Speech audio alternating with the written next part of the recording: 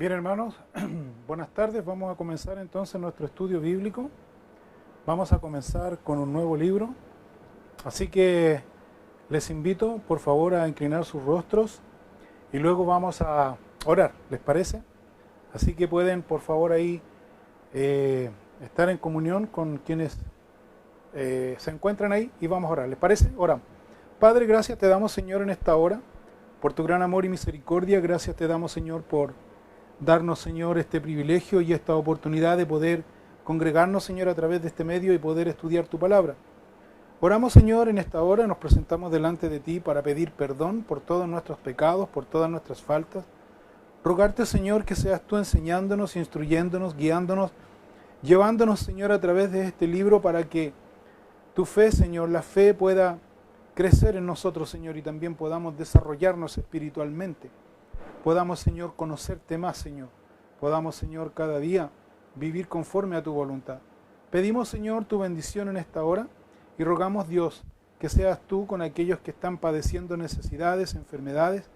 Te pedimos, Dios, que tú seas ministrando sus vidas también, Señor. Pedimos tu bendición en esta hora por la enseñanza de tu palabra en este nuevo libro, el libro de Hebreos. Te pedimos, Señor, que nos instruyas, nos capacites. Por sobre todas las cosas, permite, Señor, que nuestro corazón, que más bien el oído espiritual de nuestro corazón, Señor, pueda estar atento a lo que tú nos quieras instruir. Y no solo eso, sino que por medio de tu Espíritu Santo nos ayudes a poder, Señor, vivir tu palabra conforme a tu voluntad. Pedimos tu bendición por cada uno en esta tarde y especialmente por la enseñanza de tu palabra. Lo pedimos todo en el nombre de Cristo Jesús. Amén y amén.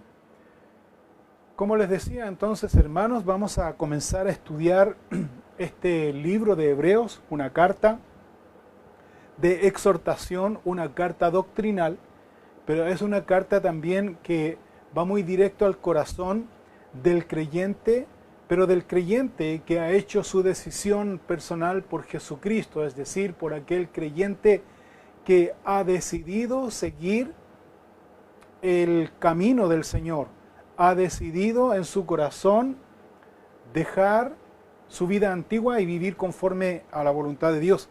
Así que es importante que podamos nosotros en esta tarde poder entender este capítulo. Así que de inmediato entonces vamos a dar una breve introducción de lo que trata este libro. Vamos a mirar algunas reseñas de lo que alguna pincelada, digamos, de lo que habla este libro, esta carta a los hebreos. Para entender con mayor razón a quién va dirigida esta carta, debemos nosotros considerar que la iglesia del Señor comenzó, recuerden ustedes, con un grupo de judíos que creyeron que Jesús de Nazaret era el Mesías, el cual ellos esperaban. Y que por la predicación del apóstol Pedro, ¿se acuerda? En el aposento alto, cuando vino el Espíritu Santo sobre ellos, y fueron llenos del Espíritu Santo y hablaban en lenguas distintas y todo lo que vemos ahí en Hechos capítulo 2 en adelante. Entonces el apóstol Pedro, debido a las burlas y a la sorpresa que muchos de ellos, los judíos, tenían en aquella oportunidad, Pedro comienza a enseñarles y comienza a predicarles y comienza a decirle a estos judíos piadosos que se habían reunido en Jerusalén con la razón y el motivo de celebrar la fiesta de Pentecostés. Era una fiesta tradicional anual que los judíos celebran hasta el día de hoy. Entonces, cuando vino este estruendo, que no fue en el templo judío, sino que fue en las afueras del templo, en un aposento alto que señala aquí la Escritura, dice que todos salieron del templo y todos ellos comenzaron a escuchar la prédica, la disertación que el apóstol Pedro estaba dando, lleno del Espíritu Santo. La disertación o la predicación del apóstol Pedro, que el apóstol Pedro estaba dando ahí, era más bien la cita de memoria del libro de Joel, mencionado en el Antiguo Testamento, en el capítulo 12 específicamente, en donde Pedro les explica lo que estaba aconteciendo ahí, que era más bien el cumplimiento a lo que el profeta Joel había dicho en el Antiguo Testamento referente a este punto. Entonces en Hechos capítulo 2, en el versículo 36, a modo de referencia, Dice aquí claramente en la prédica del apóstol Pedro a Jerusalén, dice: sepa pues ciertísimamente toda la casa de Israel que a este Jesús, a quien vosotros crucificasteis, Dios le ha hecho Señor y Cristo. Al oír esto se compungieron de corazón y dijeron a Pedro y a los otros apóstoles: varones hermanos, ¿qué haremos? Pedro les dijo: arrepentíos y bautícese cada uno de vosotros en el nombre de Jesucristo para perdón de los pecados, y recibiréis el don del Espíritu Santo. Entonces, aquí nosotros vemos el inicio, el origen de la iglesia del Señor, que se arrepintieron de sus pecados, creyeron en el Señor Jesucristo y se bautizaron en el nombre del Señor Jesucristo para perdón de pecados. 3.000 personas, 3.000 judíos. Entonces, estos judíos que aceptaron a Jesús como su Salvador, ellos fueron claramente considerados por la patria, por la nación de Israel, por el pueblo de Israel, por sus propios compatriotas judíos. Ellos fueron considerados traidores a la patria, traidores a sus tradiciones, traidores, y fueron ellos, es decir, este grupo de judíos que se convirtió al cristianismo, fueron ellos el blanco del odio del propio judío, de sus propios hermanos judíos. Ellos fueron discriminados, ellos fueron perseguidos. Algunos, durante este tiempo de persecución, discriminación y todo eso, algunos judíos cristianos, por supuesto, ya habían renunciado a su fe en Cristo. Así que en el contexto en que se escribe esta carta a los hebreos, la mayoría del judío cristiano estaba completamente desanimado. De hecho, estaban tan desanimados que en un tiempo prudente, en un tiempo ya un par de años, la iglesia del Señor, la iglesia de Jesucristo, ellos no habían crecido espiritualmente, ellos no se habían desarrollado espiritualmente. Así lo vemos nosotros en Hebreos, en el capítulo 5, a modo de referencia. Dice ahí en Hebreos capítulo 5, en el versículo 11, mira lo que dice en relación a esto, que la iglesia del Señor no había un crecimiento espiritual. Dice: acerca de esto tenemos mucho que decir y difícil de explicar, por cuanto os habéis hecho tardos para oír. Subraye esa frase, por favor, que señala aquí el escritor. Os habéis hecho tardos para oír, dice. Porque debiendo ser ya maestros después de tanto tiempo, tenéis necesidad de que se os vuelva a enseñar cuáles son los primeros rudimentos de las palabras de Dios. Y habéis llegado a ser tales que tenéis necesidad de leche y no de alimento sólido. Y todo aquel que participa de la leche, dice, es inexperto en la palabra de justicia, porque es niño. Pero el alimento sólido es para los que han alcanzado madurez, para los que por el uso tienen los sentidos ejercitados en el discernimiento del bien y del mal. Entonces aquí el escritor del libro de Hebreos está dando una observación de la condición que se hallaba la iglesia en este tiempo. La iglesia del Señor se hallaba inmaduro espiritualmente. Debiendo ellos ya ser maestros de la palabra de Dios, todavía ellos necesariamente siempre tenían que volver a los rudimentos.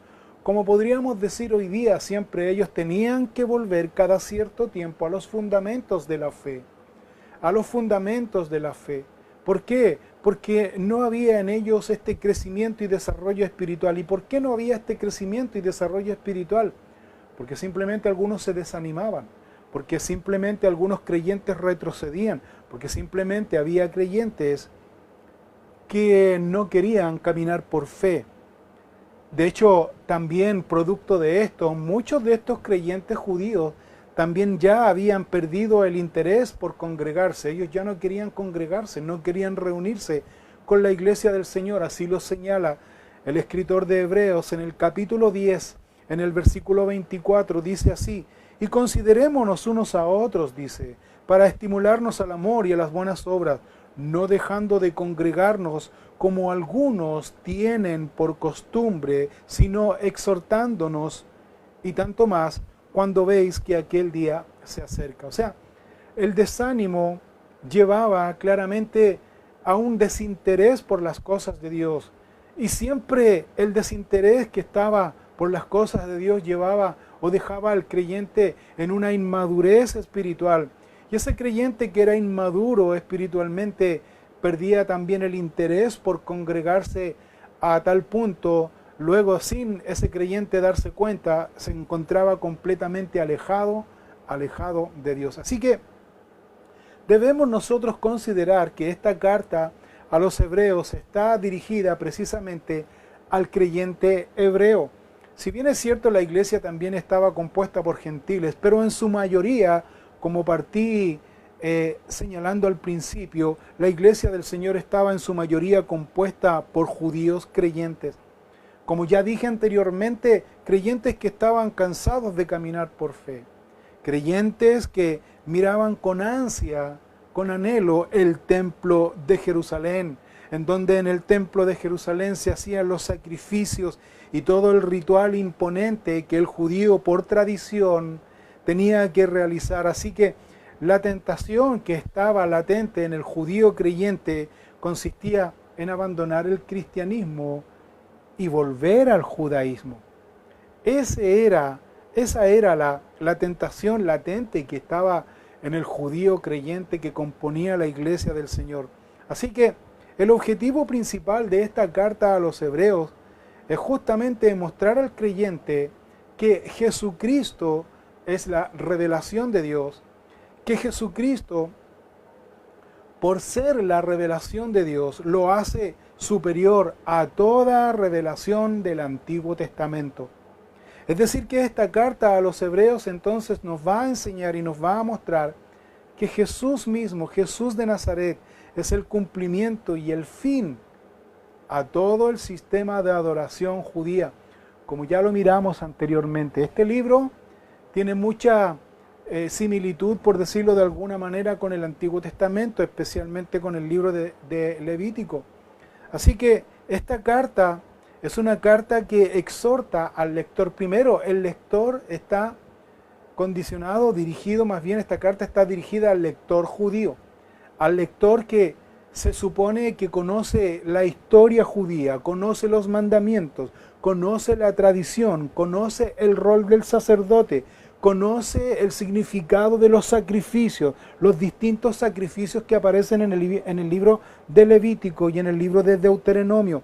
Conoce entonces lo que Dios fue y la manera en que Dios se reveló en el Antiguo Testamento a través de sus padres. Así que esta carta de Hebreos exhorta al lector a que el lector judío creyente pueda adorar y pueda perseverar en comunión con nuestro Señor Jesucristo. ¿Por qué? Porque nuestro Señor Jesucristo es la palabra encarnada, porque nuestro Señor Jesucristo es superior a todos los mediadores que había en el Antiguo Testamento. Jesús es superior. La otra cosa que señala este libro de Hebreos también es la superioridad, dice aquí este libro, la superioridad del nuevo pacto, dice. El nuevo pacto hecho por Jesucristo es superior al antiguo pacto. El escritor también de este libro de Hebreos les va a dar evidencias claras al lector aquí acerca de los personajes del Antiguo Testamento, que los personajes también del Antiguo Testamento, los padres, los profetas del Antiguo Testamento, también ellos pasaron por experiencias de desánimo similares a las que ellos en aquel tiempo estaban también viviendo. Va a exponer aquí especialmente en el altar de la fama o digamos los héroes de la fe que aparece en el altar de los héroes de la fe que aparece en Hebreos capítulo 11. Vea usted ahí en el capítulo 11 de Hebreos que aparecen muchos hombres del Antiguo Testamento que padecieron dificultades, que padecieron aflicciones, que también se desanimaron, que también ellos no siguieron caminando por fe, que también ellos en algún minuto desobedecieron a Dios. Pero ¿sabes qué? Lo que resalta ahí el escritor de Hebreos, especialmente en el capítulo 11, cuando habla acerca de los héroes de la fe del Antiguo Testamento, lo que resalta ahí es que estos hombres confiaron en la palabra de Dios. Y como ellos confiaron y creyeron en las promesas de Dios, la mayoría de ellos se mantuvo firme, dice. Ellos se mantuvieron firmes, ellos fueron esforzados, siguieron adelante, como viendo, dice, se mantuvieron firmes, dice, como viendo al invisible. Como viendo al invisible. Entonces, nosotros miramos aquí y vemos que el propósito principal de esta carta a los hebreos es mostrar claramente a Jesucristo superior. A Jesucristo como superior. Número 1, mostrar a Jesucristo como superior al judaísmo. ¿Por qué? Porque tiene un mejor pacto. Esta carta a los hebreos muestra o va a mostrar a Jesucristo como superior al sacerdote del Antiguo Testamento. ¿Por qué? Porque intercede por nosotros Jesús constantemente. Número 3, esta carta a los hebreos tiene por objetivo mostrar a Jesucristo como superior a los sacrificios mencionados en el Antiguo Testamento. ¿Por qué? Porque Él fue el único sacrificio expiatorio que no solo cubrió el pecado como se hacía en la antigüedad, sino que Jesús quitó el pecado. Su sacrificio, a través de su sangre derramada en la cruz del Calvario, no cubrió el pecado como lo hacían los sacrificios del Antiguo Testamento, sino que quitó el pecado del mundo. Quitó el pecado del mundo. El libro de Hebreos va a mostrar a Jesucristo como superior. ¿A qué dice? Superior al tabernáculo. ¿Por qué? Porque en Jesucristo está el cumplimiento del tabernáculo. Jesús, nuestro gran guía, nuestro gran mediador. Jesús, superior a los ángeles. Jesús, lleno de poder y de autoridad. Por lo tanto, el escritor de Hebreos tiene en su mente el objetivo de poder exhortar al creyente judío que conforma la iglesia del Señor a que permanezca fiel al Evangelio, a que ese creyente judío y también gentil, por supuesto, que compone la iglesia del Señor, porque recuerde esto, que en una de sus cartas de Pablo a los Gálatas, Pablo dijo que en Cristo Jesús no hay diferencia, no hay judío ni griego, no hay esclavo ni libre, no hay varón ni mujer, sino que dice que todos somos iguales hijos de Dios ante nuestro Señor. Por lo tanto, esta carta a los hebreos tiene también exhortar al creyente a que ese creyente permanezca fiel, que permanezca constante y permanezca fiel al Evangelio de Jesucristo, que ese creyente no se deje influenciar por las doctrinas falsas que también en aquella hora estaban de cierta manera circulando. Por ejemplo, vamos a ir de inmediato, ahí en sus Biblias, en Hebreos, vamos a tomar algunos puntos importantes que nos demuestran el propósito y el objetivo que tuvo el escritor, inspirado por el Espíritu Santo, de escribir esta carta a los hebreos. Número 1, Hebreos capítulo 2, versículo 1. Hebreos capítulo 2, versículo 1. Mira lo que dice aquí. Hebreos capítulo 2, versículo 1. Dice, por tanto, es necesario que con más diligencia atendamos a las cosas que hemos oído, no sea que nos deslicemos. Fíjate bien, subraya esa palabra, atendamos las cosas que dice que hemos oído. Y no nos dejemos influenciar, dice. Pero también menciona una palabra clave aquí en esta cita que acabamos de mencionar. Es necesario que con más diligencia, dice. Es necesario que con mayor responsabilidad podamos atender, podamos oír. ¿Para qué? Para que no nos deslicemos. Hebreos capítulo 3. De vuelta la hoja ahí en Hebreos capítulo 3, versículo 12, específicamente el versículo 12. Mira lo que dice. Mirad, dice, hermanos, que no haya en ninguno de vosotros corazón malo de incredulidad para apartarse de ¿quién dice? Del Dios vivo. Antes, exhortaos los unos a los otros cada día, entre tanto que se dice hoy, para que ninguno de vosotros se endurezca por el engaño del pecado. Esa palabra clave aquí dice que debemos exhortarnos los unos a los otros ¿Cuánto dice? Cada día. Cada día. ¿Cuál es la razón de exhortarnos cada día? Para que nuestro corazón no se endurezca y no caigamos en el engaño del pecado. Primero dice, debemos prestar atención, debemos atender a las cosas que hemos oído para que no nos deslicemos. Número 2, lo que acabamos de mirar aquí es que nos debemos exhortar siempre unos a otros. ¿A través de qué? ¿Por medio de qué? Por medio de la palabra de Dios cada día. ¿Para qué? Para que no endurezcamos nuestros corazones y no caigamos en el engaño del pecado, en la sutileza, en la suspicacia del pecado. Hebreos capítulo 4, versículo 11. Dé vuelta a la hoja, por favor, y miremos lo que nos dice aquí en Hebreos capítulo 4, en el versículo 11. Dice, procuremos pues entrar en aquel reposo, para que ninguno caiga en semejante ejemplo de desobediencia. Procuremos, anhelemos, deseemos en nuestro corazón, dice, entrar en aquel reposo. ¿Para qué? Para que ninguno caiga, dice. ¿En qué dice? En semejante ejemplo de desobediencia. Entonces, lo primero nos dice, prestemos atención, escuchemos, para que no nos deslicemos. Número 2, exhortémonos los unos a los otros cada día por medio de la palabra de Dios, para que nuestro corazón no se endurezca y así no caigamos en el pecado.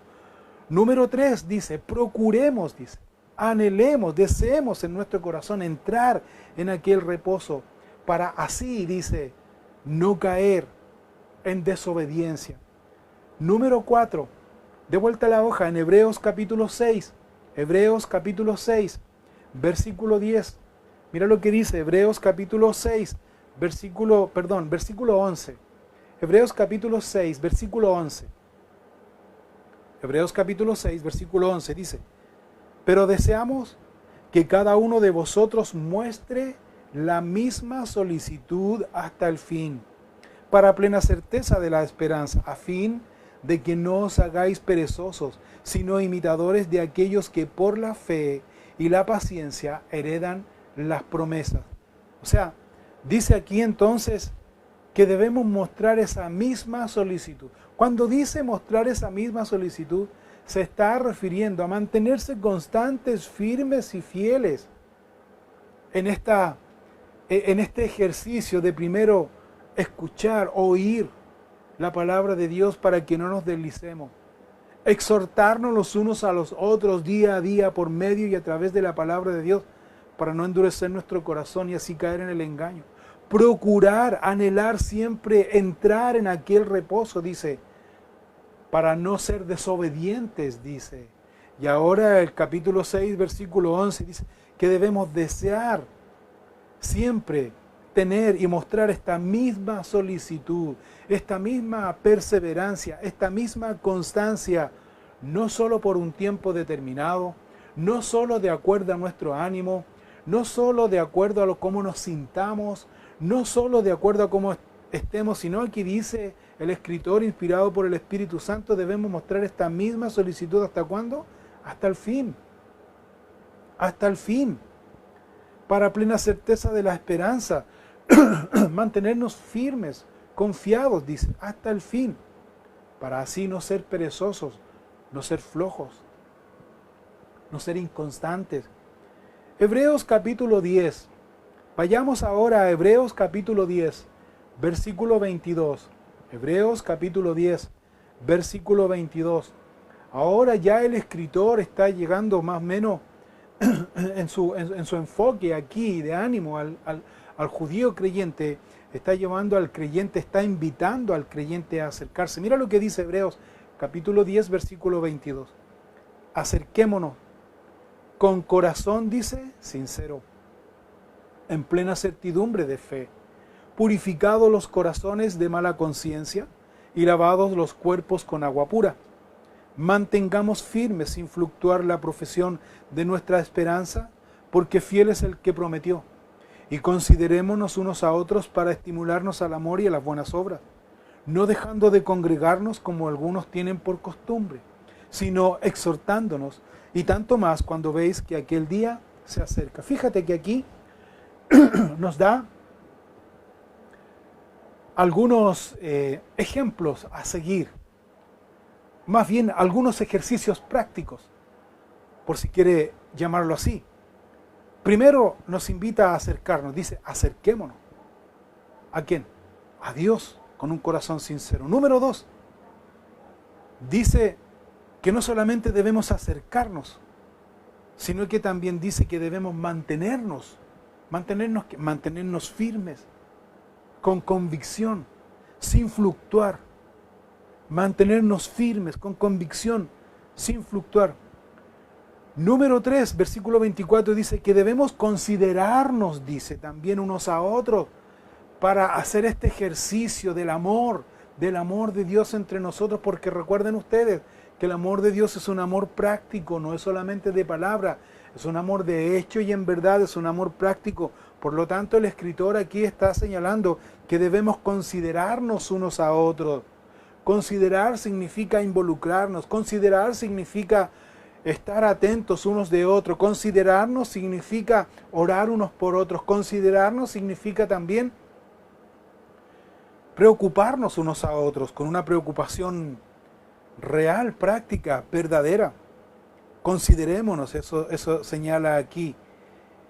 Y el último punto dice que no debemos dejar de congregarnos.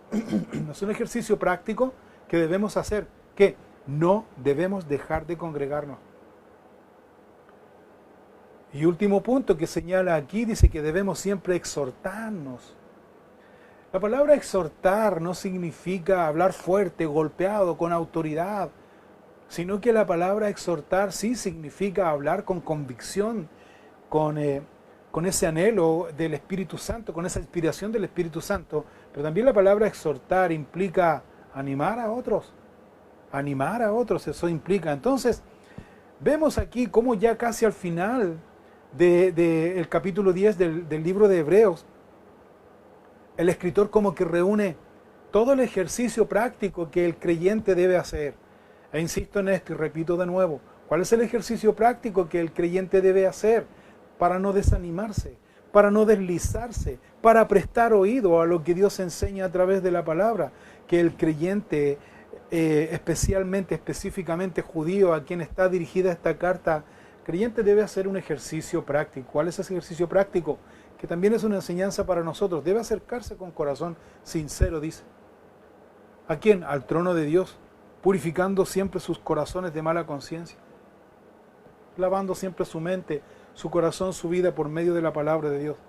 Número 2, aparte de acercarse confiadamente a la oración, en oración a Dios. Número 2, ese creyente debe mantenerse firme sin fluctuar. Cuando dice firme sin fluctuar, debe ser de una sola opinión. Para que una persona tenga una sola opinión, debe ser un creyente maduro en la fe. No debe volver a los antiguos rudimentos. No debe volver siempre al fundamento de la fe. Un creyente, cuando habla aquí el escritor de mantenerse firme sin fluctuar, se está refiriendo a ese creyente firme, a ese creyente que tiene el carácter de Dios en su vida. Un creyente que tiene el carácter de Dios en su vida es un creyente maduro. ¿Cuáles son las evidencias de un creyente maduro? Yo creo que las evidencias de un creyente maduro espiritualmente es que no mira las diferencias que podamos tener o las imperfecciones que podamos tener como seres humanos y que lo lleve para tomar una decisión de alejarse de Dios. ¿Me explico? Sino que el carácter de un creyente maduro se ve en que su decisión se mantiene firme en solo seguir a Cristo, a pesar de las circunstancias, a pesar de las situaciones, a pesar de las blasfemias, a pesar de la persecución, porque no se olvide lo que partimos diciendo al principio de esta carta a los hebreos. El escritor tiene principal propósito de escribir esta carta al judío creyente, que por haber sido judío creyente, por haberse convertido al cristianismo, el pueblo de Israel lo consideraba traidor a la patria, traidor a sus mandamientos, traidor a sus tradiciones. El judío, ya nosotros hemos visto, el judío era tan radical en sus decisiones que al judío que se convertía al cristianismo lo borraban de la genealogía. lo sacaban de la herencia, no pertenecía a la familia. El judío era tan radical con el judío que se había convertido al cristianismo, que no solo lo perseguían, sino que lo borraban y hacían como que había muerto. Así eran de radicales. Entonces debe usted, bajo este contexto, debe usted entender que esta también es una enseñanza para la iglesia hoy día, una enseñanza práctica para la iglesia hoy día, que la iglesia hoy día se debe acercar con corazón limpio y sincero ante Dios, purificado, con sus corazones siempre purificados de mala conciencia. No solo el creyente se debe acercar, sino que el creyente se debe mantener firme, sin fluctuar, de una sola línea, de una sola decisión, con una con una esperanza firme. Número 3, ese creyente cada día debe ejercitar el amor de Dios considerándose unos a otros. Número 4, el creyente no debe dejar de congregarse. Si bien es cierto, no nos podemos congregar hoy día presencialmente por todo lo que ya es sabido de todos, pero esta es una forma de poder congregarnos como iglesia, como congregación. Esta es una manera en la cual nosotros nos podemos congregar como iglesia a través de este medio. Así que, número 5, dice aquí el escritor a los hebreos que cada día debemos exhortarnos, animarnos unos a otros. Y mucho más, cuando dice mucho más, cuando vemos que aquel día se acerca. Sigamos leyendo aquí en nuestra Biblia, en Hebreos capítulo 12. Busque por favor Hebreos capítulo 12, en el versículo 25. Hebreos capítulo 12, versículo 25. Mira, dice así, mirad, dice, que no desechéis al que habla, dice. Porque si no escaparon aquellos que desecharon al que los amonestaba en la tierra, mucho menos nosotros, si desecharemos al que amonesta desde los cielos. O sea, lo que está diciendo aquí el escritor es que no debe desechar al que habla. ¿Quién está hablando aquí por medio de su palabra? Es Dios. Es Dios. Es Dios quien está hablando aquí por medio de su palabra. Mucha gente en su inmadurez, mucha gente y muchos creyentes en su falta de desarrollo y entendimiento y crecimiento espiritual, miran al hombre y no a Dios. Miran al hombre y no a Dios. ¿En qué sentido? Cuando enseñamos la Biblia, libro por libro, capítulo a capítulo, versículo a versículo, estamos enseñando todo el consejo de Dios. Cuando hacemos ese estudio exhaustivo, exegético de la palabra de Dios, extrayendo lo que dice la palabra de Dios, hay mucha gente que se ofende. ¿Y quiénes son los que se ofenden mayormente? Los que se ofenden muchas veces son aquellos en quien la palabra ha descubierto la condición de su corazón, y muchos de ellos se ofenden y se ofenden contra la persona que está enseñando la palabra de Dios. En este caso es con el pastor que está enseñando la palabra de Dios. Y lo desechan y se alejan de Dios. Pues aquí dice el escritor de Hebreos, dice, ¿sabe? Dice, mirad, dice, ponga atención, entienda esto, dice, que no deseche al que habla, porque si no escaparon aquellos que desecharon al que los amonestaba en la tierra, mucho menos nosotros si desecháramos al que amonesta desde los cielos. Recuerden ustedes que antiguamente, especialmente quiero tomar el ejemplo del profeta Jeremías. El profeta Jeremías fue asediado, fue perseguido, fue maltratado de una manera terrible, horrenda. Sin embargo, él hablaba fielmente la palabra de Dios. Pero el pueblo de Israel no estaba rechazando ni desechando al profeta Jeremías como hombre, como persona, sino que estaba desechando a Dios, porque es la palabra de Dios que es transmitida y enseñada a través de hombres como nosotros que enseñamos fielmente la palabra de Dios. Quiero ponerles otro ejemplo práctico. Cuando el pueblo de Israel quiso tener un rey como las otras naciones que tenían un rey presencial humano, y así el pueblo de Israel en su ignorancia, en su paganismo, en su inmadurez, por decirlo de alguna manera, ellos quisieron estar iguales a las otras naciones, desechando el gobierno y el reinado de Dios sobre sus vidas. Entonces Samuel, el profeta Samuel, se sintió muy triste porque el pueblo estaba desechando el gobierno de Dios. Pero Dios le habla y Dios le dice al profeta Samuel lo siguiente, le dice Samuel, le dice, no te están desechando a ti, me están desechando a mí. No te entristezcas, no te están desechando a ti, me están desechando a mí. Entonces el escritor, volviendo al punto, el escritor de esta carta a los hebreos enfoca más bien su carta, su objetivo principal, a que el lector se pueda dar cuenta de que así como Dios ha hablado a nuestros padres, a los padres judíos desde el Antiguo Testamento, va a enseñar aquí que hoy ha hablado por medio de nuestro Señor Jesucristo. Ha hablado por medio y sigue hablando por medio de nuestro Señor Jesucristo. Así que podemos ver aquí que el escritor pone real énfasis en que el creyente no se debe alejar de la comunión con el Dios vivo, dice, porque menciona aquí al Dios vivo. Algo que el creyente judío conocía muy bien.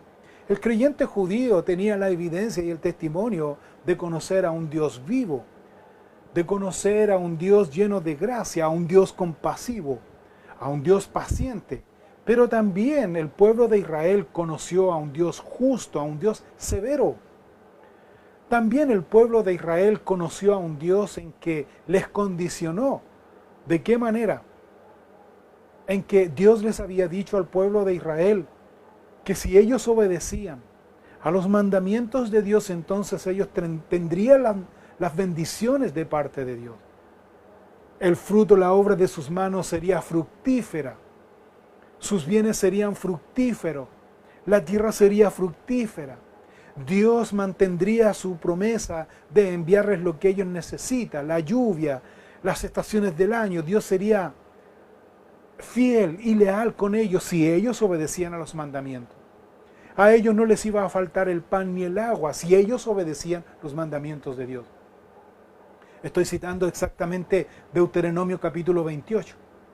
Pero también en Deuteronomio capítulo 28 aparece también las consecuencias de la desobediencia a los mandamientos de Dios.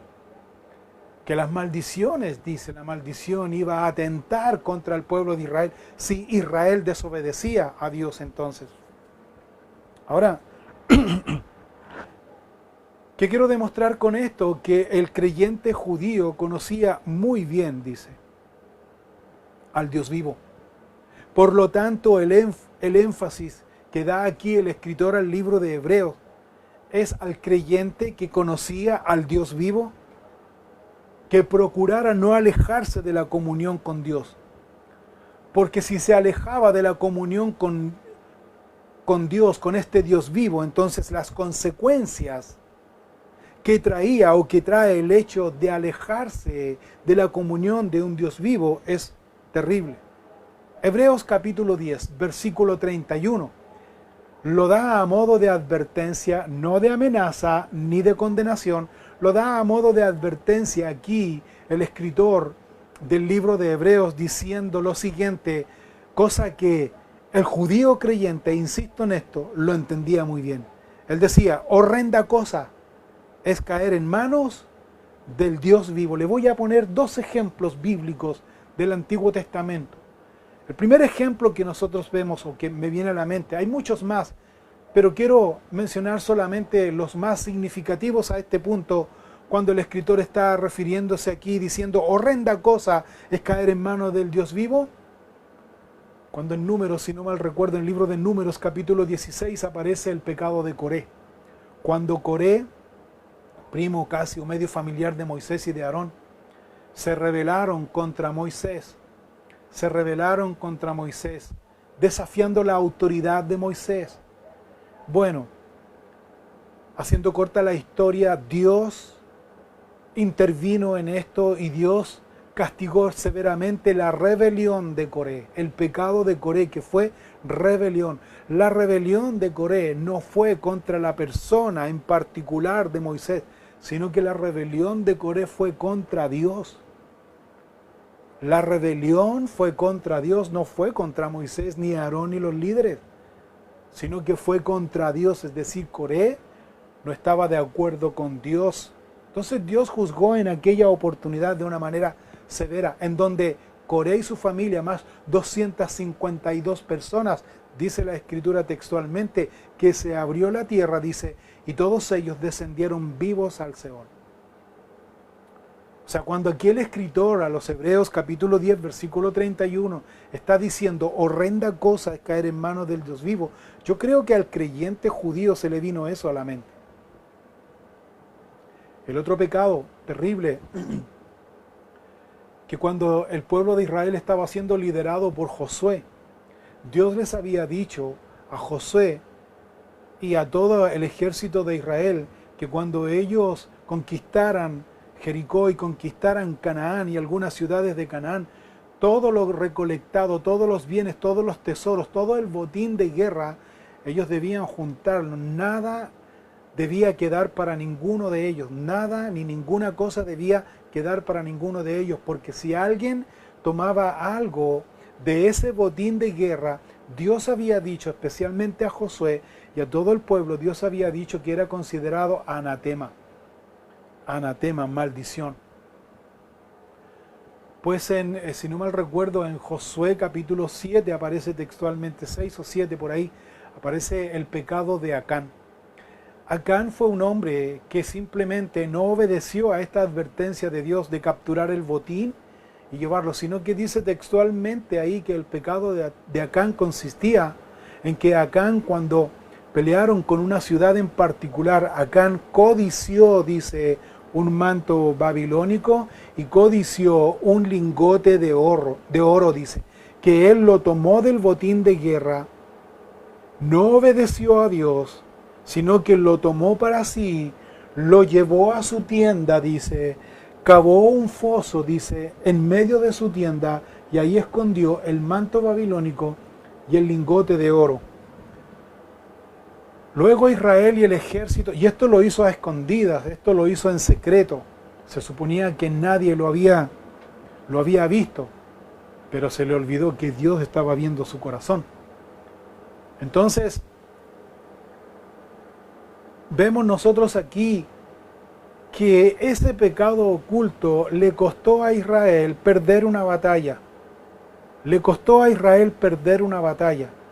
Es más, dice la Biblia que murieron 36 soldados israelíes. Por causa de ese pecado oculto, murieron 36 soldados israelíes. Podríamos llevarlo a una aplicación práctica o más fácil de entender. Por ese pecado oculto, murieron 36 hijos de una familia judía. Murieron posiblemente 36 esposos que tenían una familia dejando a su mujer viuda. Murieron 36 hombres de una manera que no tenían arte ni parte. ¿Por qué? Por la desobediencia, por el pecado oculto de un hombre. Y Dios lo reveló. Sabemos que Dios lo reveló, porque ni siquiera Acán lo confesó, sino que Dios lo reveló. Y como Dios lo reveló y Dios lo manifestó, entonces aquí aplica lo que dice el escritor a los hebreos cuando dice en Hebreos 10:31, horrenda cosa es caer en manos del Dios vivo. Dice la Biblia que tomaron a Acán, su familia, sus bienes, su ganado, todo, los sacaron fuera de la ciudad y los apedrearon hasta morir. O sea, hermanos, lo que el escritor de Hebreos va a enseñar aquí en toda esta carta, en estos 13 capítulos del libro que vamos a estudiar de una manera sistemática. Yo le animo, hermanos, a que usted pueda leer, comenzar a leer el libro de Hebreos. Y cuando usted encuentre alguna similitud con el Antiguo Testamento, vaya al Antiguo Testamento, lea también el libro de Levítico específicamente, lea el libro de Levítico para que podamos entender y podamos mirar en el transcurso de los estudios sistemáticos que vamos a tener de aquí en adelante, si Dios no viene antes, para poder entender a lo que se está refiriendo aquí el escritor. Entonces, cuando el escritor está diciendo aquí, horrenda cosa es caer en manos del Dios vivo, o sea, eso es verdad, eso es así. Entonces, otro punto importante que nosotros miramos aquí es, ¿quién escribió este libro? ¿Quién fue el escritor de este libro? Si ya vimos el propósito, pues ahora vamos a mirar quién escribió este libro. Bueno, el escritor de este libro es anónimo. Es decir, este mismo libro no sale el nombre de quién lo escribió. Solo hay algunos historiadores bíblicos que mencionan y señalan, de acuerdo a sus estudios y a sus comparaciones más bien, ellos comparando más bien el estilo literario le atribuyen muchas veces estos escritos porque hay algunos escritos que son muy similares a las cartas del apóstol Pablo, específicamente en su carta a los romanos, a los filipenses, específicamente a los colosenses. Entonces hay algunos que se atreven a decir que esta carta la escribió o le atribuyen más bien sus escritos al apóstol Pablo. Otros, como Tertuliano del siglo III después de Cristo, Tertuliano atribuye estos escritos a Bernabé. ¿Recuerda a Bernabé, hijo de Consolación, que acompañó al apóstol Pablo en sus viajes? Martín Lutero, el reformador, él sugiere que el escritor de esta carta a los hebreos fue Apolos.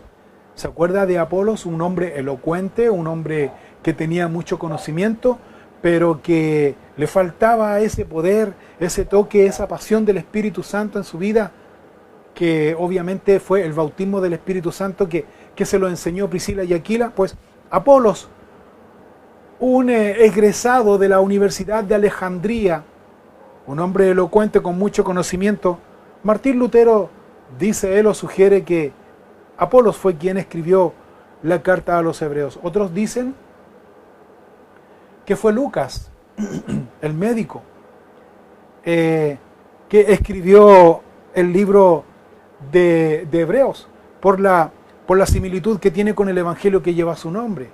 Y también tiene muchas palabras muy similares, o frases muy similares también al libro de Hechos. Recuerden que Lucas no solamente escribió el evangelio que lleva su nombre, Lucas, sino que también escribió el libro de Hechos. Entonces, hay algunos que dicen que el libro de Hebreos lo escribió Lucas, porque el estilo literario en algunas porciones es muy similar tanto al evangelio de Lucas o al libro de Hechos. Pero ¿sabes qué, hermanos? Mira, eso no es relevante. Lo que me llama la atención, como haya sido Bernabé, haya sido Apolos, haya sido este otro hombre que acabo de mencionar, Lucas, haya sido quien haya sido,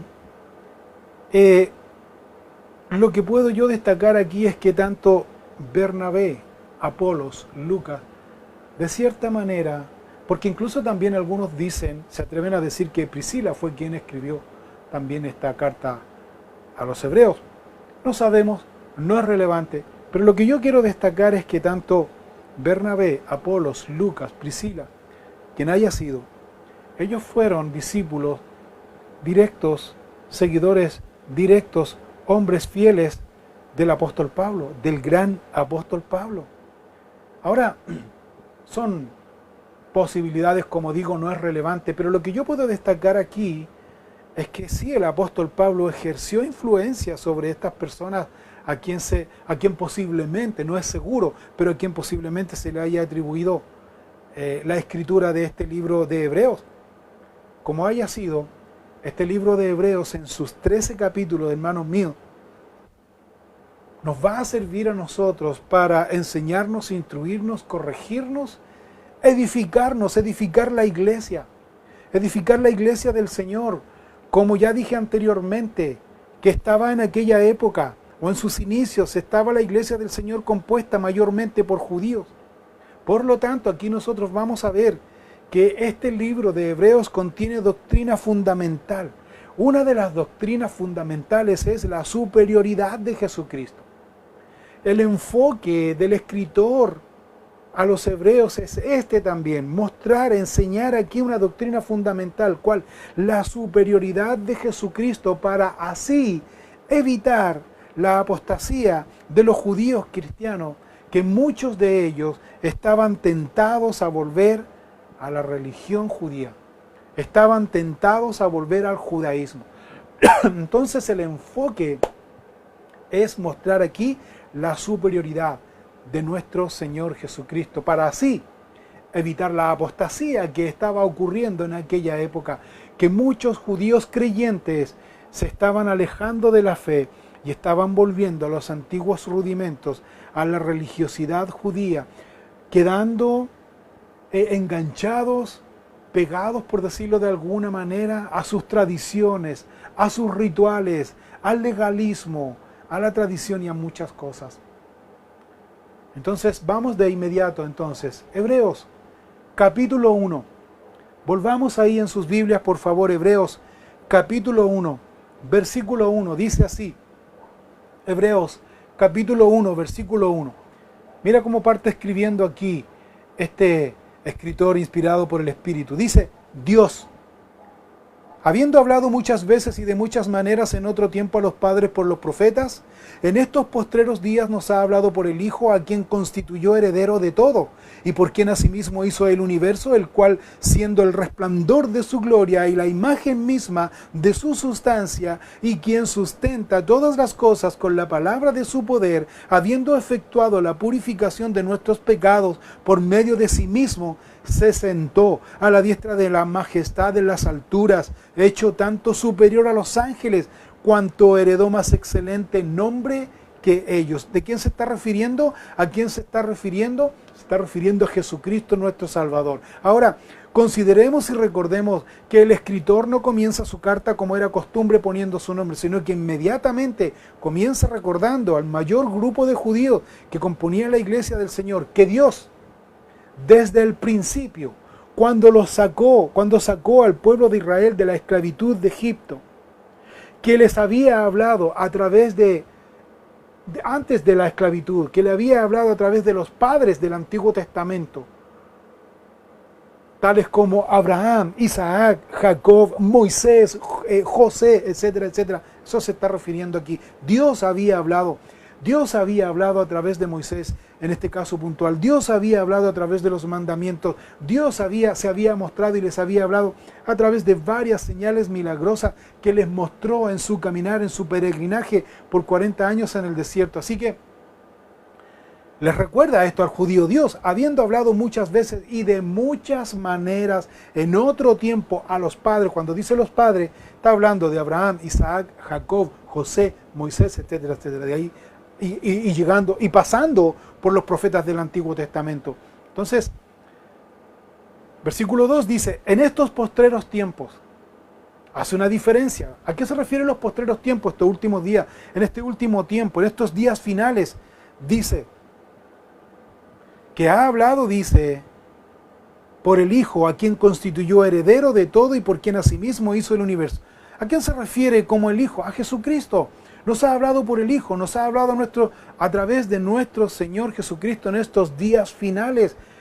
Se está refiriendo aquí que Jesucristo se ha manifestado, dice cuando dice Juan 1:1, el verbo, la palabra, Dios mismo habitó entre nosotros, se hizo carne, habitó, vivió, se desarrolló como nosotros, como humanos, sintió, vivió, tuvo sensaciones, tuvo emociones, tuvo tristeza como nosotros. Dios mismo se hizo carne, dice. Eso se está refiriendo. Nos ha hablado a través de su Hijo Jesucristo, quien no solo lo menciona como hijo, sino también lo menciona como heredero. Dice que lo constituyó como heredero. ¿De qué dice? De alguna cosa. No dice de todo. Refiriéndose aquí claramente a que Jesús, el Hijo de Dios, quien nos habla en estos últimos días, no solo se humilló hasta lo sumo, sino que Jesús se humilló hasta lo sumo. Y no solo se humilló, sino que Jesús obedeció. Ojo con eso, no solo se humilló, Jesús obedeció al Padre en todo. Es lo que nosotros conocemos a través de la vida de nuestro Señor Jesucristo. Y conocemos que Él tuvo momentos de aflicción, pero no retrocedió en su decisión. Por ejemplo, se mantuvo fiel a la voluntad del Padre Celestial. Por esa razón Jesús fue exaltado como dice Pablo en Filipenses capítulo 2, versículo 8, dice, y estando en la condición de hombre, ¿quién? Jesús, estando en la condición de hombre, se humilló a sí mismo, haciéndose obediente hasta la muerte y muerte de cruz, por lo cual no solo se humilló, sino que obedeció y murió, y por esa obediencia murió, y murió con una muerte cruel, por lo cual, dice, Dios también le exaltó hasta lo sumo y le dio un nombre que es sobre todo nombre. Entonces, cuando lo constituye heredero, no solamente heredero de algo, sino que es heredero de todo, lo constituye, dice, heredero de todo, porque lo exaltó, ¿quién? Dios lo exaltó hasta lo sumo, le dio un nombre que es sobre todo nombre. Otro detalle importante que señala aquí el escritor de Hebreos en estos postreros días, dice, nos ha hablado por el Hijo, a quien constituyó heredero de todo. Otra cosa importante, dice, y por quien asimismo hizo, ¿qué dice? El universo. Esto es muy importante, dice, porque dice que hizo el universo, dice. Si hizo el universo, entonces Jesús es Dios. Y si Jesús es Dios, entonces Jesús no solo hizo y creó el universo y lo dejó ahí. Jesús lo mantiene, Jesús lo sostiene, porque eso es lo que dice aquí. Versículo 3. No solo hizo el universo, dice, el cual siendo el resplandor de su gloria y la imagen misma de su sustancia, y quien sustenta todas las cosas con la palabra de su poder, habiendo efectuado la purificación de nuestros pecados por medio de sí mismo, se sentó a la diestra de la majestad de las alturas. O sea, Jesús dice que Jesús es la revelación del Padre, que es Dios creador del universo, y es el resplandor, dice, el resplandor de su gloria, refiriéndose aquí claramente a que a Dios en primer lugar nadie le ha visto físicamente jamás. Sin embargo, nosotros a través de Jesús, Dios, quien habitó entre nosotros, humano, hemos sentido su presencia, hemos experimentado su amor, hemos experimentado su gracia, hemos experimentado su perdón, hemos experimentado su misericordia, porque Jesús se ha hecho notar, se ha hecho sentir en nuestros corazones. Jesús dijo, por ejemplo, yo soy la luz del mundo. El que me sigue no andará en tinieblas, sino que tendrá la luz de la vida. ¿Qué? El resplandor. El resplandor. Jesús dijo, Juan dijo, en relación a Jesús, en él estaba la vida. Y la vida era la luz de los hombres. ¿En quién estaba la vida? En Jesús. Entonces, otro detalle importante que miramos aquí en esta descripción, no solo es creador del universo, no solo es el resplandor de la gloria, sino que es la imagen. Imagen significa carácter aquí. Imagen significa carácter. O sea, Jesús no solo es creador del universo, Jesús no es solo el resplandor de la gloria, sino que Jesús es la imagen, que quiere decir carácter, es decir, carácter de Dios, la esencia, Jesús, Hijo de Dios. Si bien es cierto Jesús, Hijo de Dios, Jesús es Dios. Jesús es Dios que actúa de manera separada, pero muy coordinada y unida al Padre y al Espíritu Santo. De hecho, nosotros podemos recordar y podemos mencionar cuando Jesús le dice a Felipe, le dice tanto tiempo, estoy con ustedes, dice, y dice que no me has conocido. Jesús le dijo una verdad ahí en Juan 14:9. Jesús le dice una verdad doctrinal de que Jesús es Dios, Jesús es la esencia de Dios, Dios mismo. Jesús le dice, el que me ha visto a mí, ¿ha visto a quién? Dice, al Padre. Entonces, no solo Jesús es el resplandor de su gloria, no solo Jesús es la imagen, sino que Jesús sostiene su creación. No solo la ha creado y la ha dejado ahí, sino que la sostiene. No solo la sostiene, sino que también la administra. Jesús administra su creación, incluyendo dentro de esta administración, incluyendo su vida y mi vida. Así lo dice su palabra. Mira lo que dice Colosenses capítulo 1, versículo 15. Colosenses capítulo 1, versículo 15. Dice lo siguiente. Él es la imagen. ¿Quién es la imagen? Jesús. Él es la imagen del Dios, dice, invisible. ¿Quién es la imagen? El carácter, la esencia, la sustancia, lo visible, lo que podemos sentir. ¿Quién es la imagen del Dios invisible? Jesús de Nazaret. Jesús de Nazaret. Sigamos leyendo Colosenses 1:15. El primogénito de toda creación. Porque en Él fueron creadas todas las cosas, las que hay en los cielos, las que hay en la tierra, visibles e invisibles, sean tronos, sean dominios, sean principados, sean potestades. Todo fue creado por medio de Él, Jesús, y para Él, Jesús. Y Él es antes de todas las cosas, y todas las cosas en Él subsisten, se mantienen, son administradas. Versículo 18, y Él es la cabeza del cuerpo que es la iglesia, el que es el principio, el primogénito de entre los muertos. Muy importante lo que dice aquí, una gran promesa, que Jesús no murió solamente y quedó en la sepultura, resucitó, es el primogénito de los que ya resucitaron, para que en todo de la preeminencia, por cuanto agradó al Padre, que en Él habitase toda plenitud y por medio de Él reconciliar consigo todas las cosas, así las que están en la tierra como las que están en los cielos, haciendo la paz mediante la sangre de su cruz. O sea, Jesús no solo es la esencia, es la imagen, Jesús sostiene, Jesús mantiene, Jesús administra, Jesús es el primero, el primogénito en su resurrección. ¿Primero de quiénes? De nosotros, que también hemos resucitado, hemos pasado de muerte espiritual a vida eterna. Luego concluye la primera presentación aquí, en esta primera presentación de Jesucristo como mediador. Otro hecho importante, menciona a Jesús como mediador de aquellos a quienes Él ha perdonado.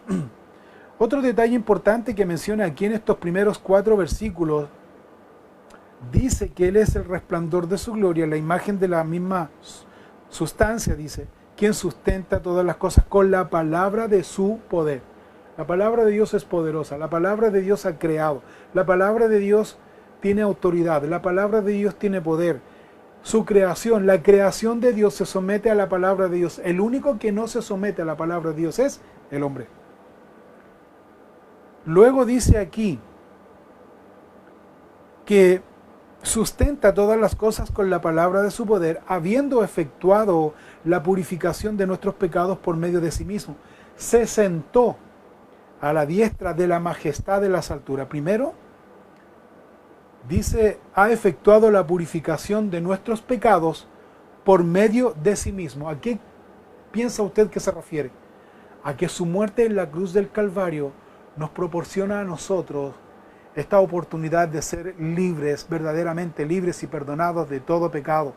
Hijitos míos, dice Primera de Juan capítulo 2 versículo 1, hijitos míos, si alguno hubiere pecado, abogado tenemos para con el Padre a Jesucristo el justo, quien no solo nos perdona de nuestros pecados, sino que Él es la propiciación por nuestros pecados.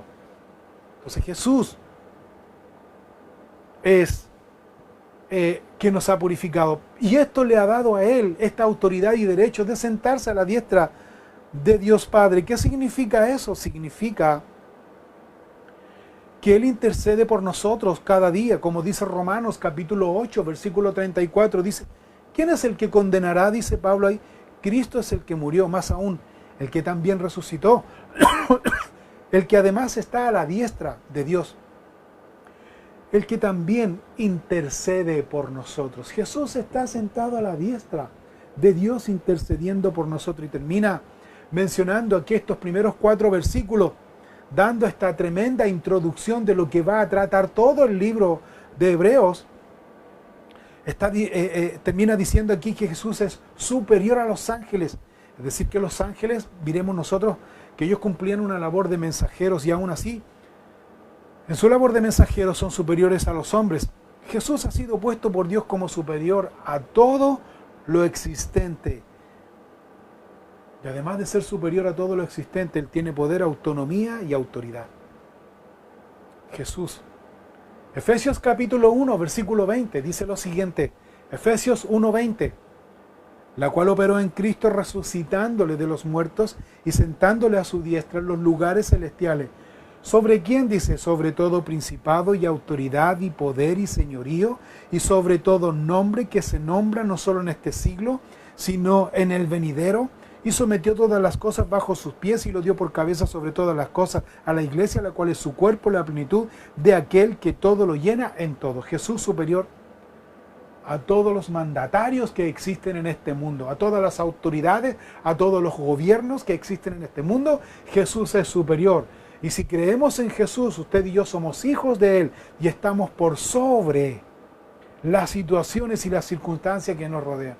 Por lo tanto, hermanos míos, en conclusión, no se desespere, no se desanime, no vuelva atrás, no se mantenga en los primeros rudimentos, sino que debe crecer, debe salir, simbólicamente hablando, de la leche espiritual, debe salir de ahí, debe desarrollarse, debe adquirir alimento sólido, vianda, alimento sólido para ejercitar, dice, sus sentidos, su discernimiento, para poder desarrollar su espíritu. Yo le desafío y yo le animo a seguir estudiando el libro de Hebreos. En conclusión a esta primera parte, introducción y primeros 4 versículos del capítulo 1, nosotros vemos aquí en esta primera parte que el escritor enseña la autoridad de Cristo, el poder de Cristo, su amor, su gracia, su deidad.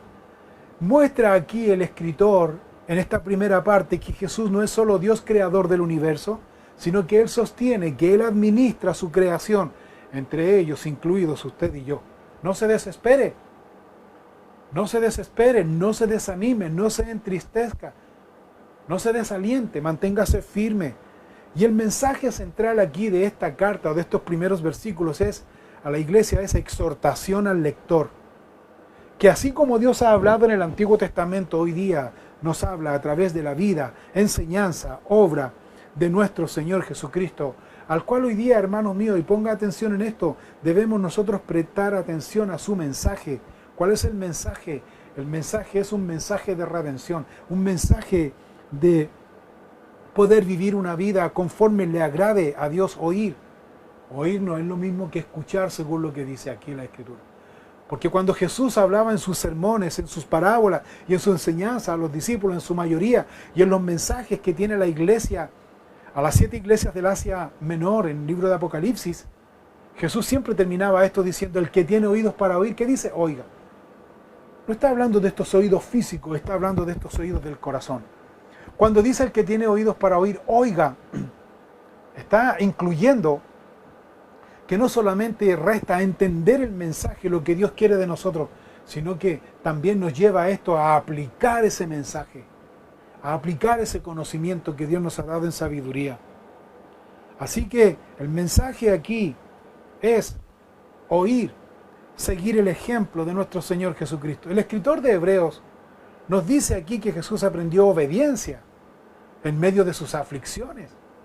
En el capítulo 5 de Hebreos, en el versículo 7 y 8 dice lo siguiente: y Cristo en los días de su carne, ofreciendo ruegos y súplicas con gran clamor y lágrimas al que le podía librar de la muerte, fue oído a causa de su temor reverente. Versículo 8, presta atención, dice: y aunque era hijo, por lo que padeció, aprendió, ¿qué dice? Obediencia. ¿Quién? Jesús. Entonces la pregunta reflexiva en esta hora como aplicación práctica: primero, ¿está usted escuchando el mensaje de exhortación que Dios nos viene dando de un tiempo acá a purificar y santificar nuestras vidas? ¿Está usted escuchando? Si usted está escuchando y entendiendo lo que Dios quiere de usted, entonces lo está llevando a la práctica, santificando y purificando su vida a Él, consagrando su vida a Él. Tal vez usted pueda decir en esta noche: sí, estoy consciente que el Señor me ha hablado. Estoy consciente que Dios me ha venido enseñando a través de su palabra.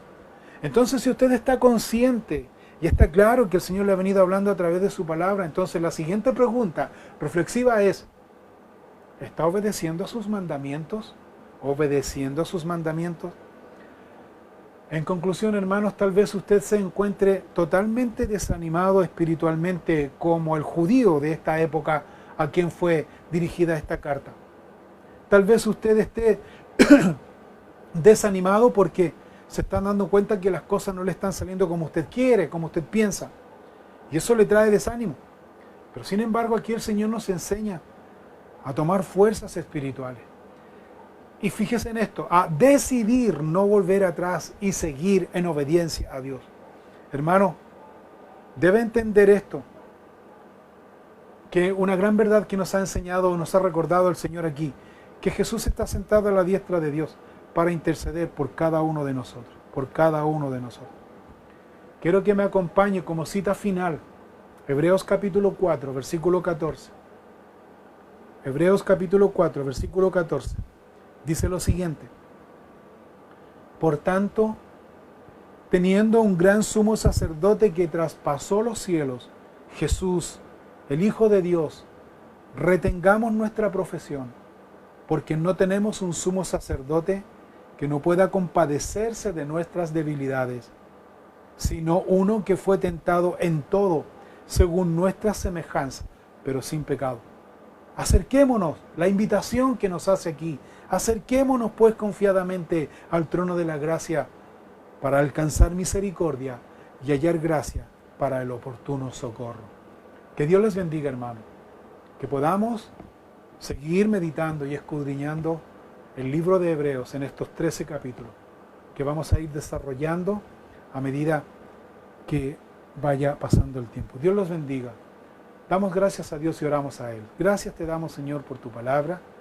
Gracias te damos, Señor, por las grandes verdades, promesas y desafíos que tú nos das a través de este libro. Gracias te damos por el conocimiento que nos das cada día, Señor, de quién eres tú y lo que has hecho por nosotros y en nosotros, y lo que sigues haciendo para nosotros, Señor. Oramos, Señor, y rogamos tu bendición por cada hermano y hermana que está escuchando y mirando este estudio a través de este medio. Bendícenos, Señor, a cada uno. Fortalece nuestra fe, aumenta nuestra fe y llénanos de tu Espíritu Santo. Lo pedimos todo en el nombre de Cristo Jesús. Amén y amén. Dios les bendiga, hermanos míos. Que Dios les guarde, que tengan un descanso en esta noche y Dios bendiga sus vidas. Si usted quiere ofrendar y dar su diezmo, por favor, ahí está el medio por el cual usted puede hacerlo.